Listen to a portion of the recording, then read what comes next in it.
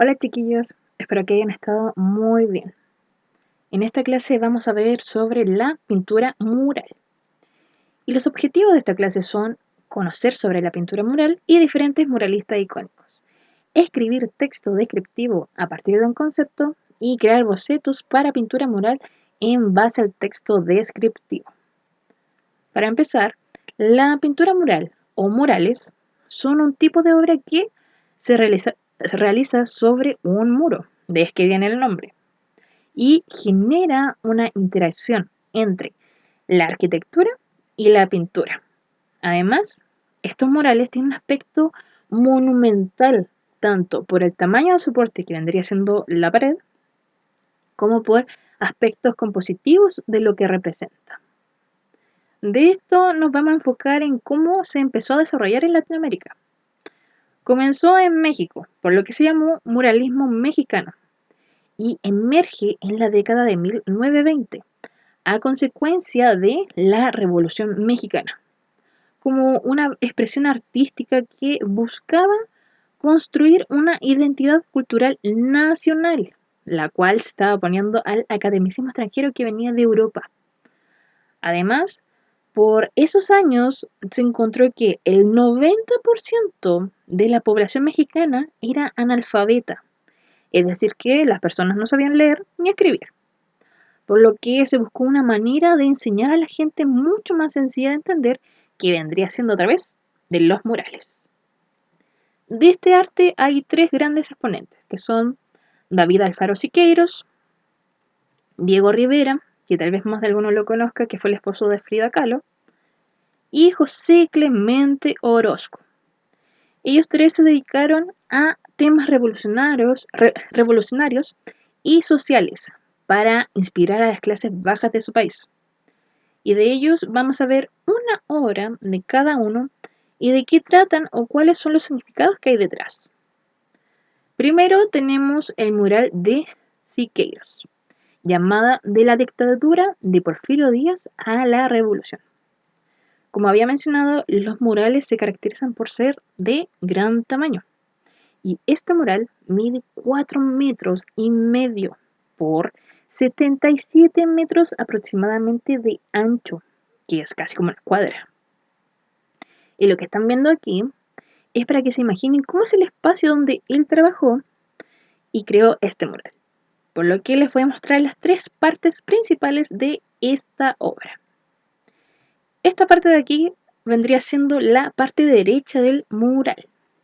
Y este hombre que está en el centro vendría siendo el general Porfirio Díaz, que está pisando la Constitución de 1857, quien está rodeado por todo su gabinete.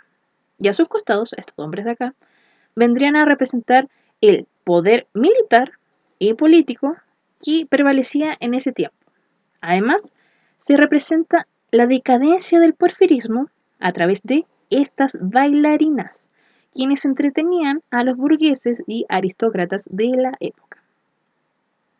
Luego tenemos lo que es el centro, que ya estaría mostrando lo que es la Revolución Mexicana. Acá, al lado derecho, vendría siendo lo que es la fuerza policial, y ya está generando un choque con toda esta gente. Y detrás de estos dos hombres que están peleando por la bandera mexicana, se ve al pueblo en actitud de apoyo, más a la izquierda que están a punto de iniciar el combate ya con estos hombres armados. El segundo mural vendría siendo de Diego Rivera, llamada Epopeya del Pueblo Mexicano, también conocida como Historia de México a través de los siglos. Esta obra se compone de tres secciones, dos laterales de 7,5 metros por 9 metros y un central de 8,5 metros por 13 metros. Y lo que están viendo aquí sería una imagen panorámica para que puedan ver la obra en su totalidad. La parte derecha tiene por nombre México prehispánico y colonia, que representa al México antes de la conquista española. También el temperamento, peculiaridad, naturaleza y personalidad de los pueblos prehispánicos. sus dioses, palacios, templos, sacrificios, juegos, herramientas y estilo de vida. Después, la parte central, nombrada La Historia de México, plasma aquí en la parte de abajo la bestialidad del régimen español, la artillería y los caballos contra los guerreros mexicas, las manos esclavizadas del pueblo sometido, destrucción, mestizaje, evangelización y el virreinato. Y acá, en la parte de arriba, en los arcos, se muestran aspectos de la revolución y sus repercusiones en los años posteriores. Y por último, la parte izquierda, llamada Mundo de hoy y mañana, esta pieza incluye una crítica a las debilidades de la Revolución Mexicana. La contrarrevolución también representada con un obrero y un campesino ahorcados con letreros que dicen por ladro faccioso comunista y por rebelde agrarista.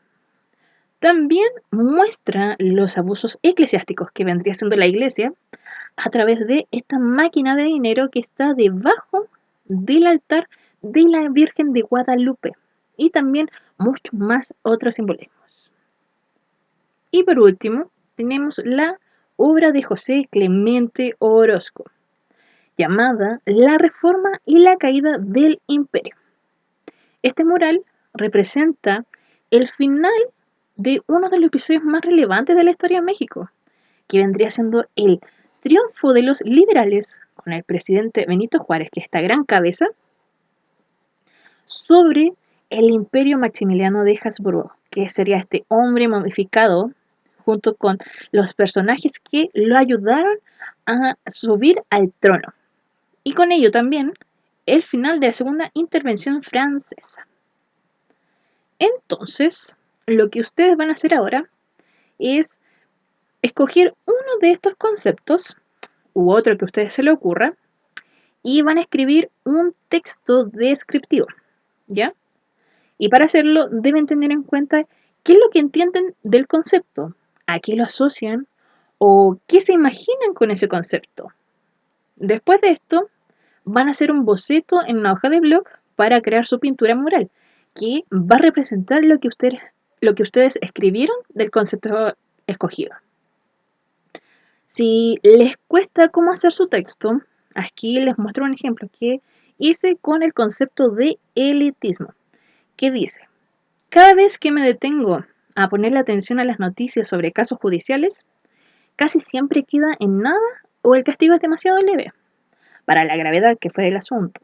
Esto sucede porque generalmente esos casos corresponden a personajes de harto dinero e influencia para poder manejar las cosas detrás de escena, y ahí es cuando digo, si esta persona no tuviera plata, no fuera de una familia poderosa, o llegara aún más lejos si fuera mapuche, desde el momento uno estaría preso, porque son demasiadas las veces que se han repetido estas situaciones, tantas que ya no es posible contar. Ojalá que esto que escribí les sirva de guía para que ustedes puedan crear el suyo. Así que eso, cuídense mucho, chaito.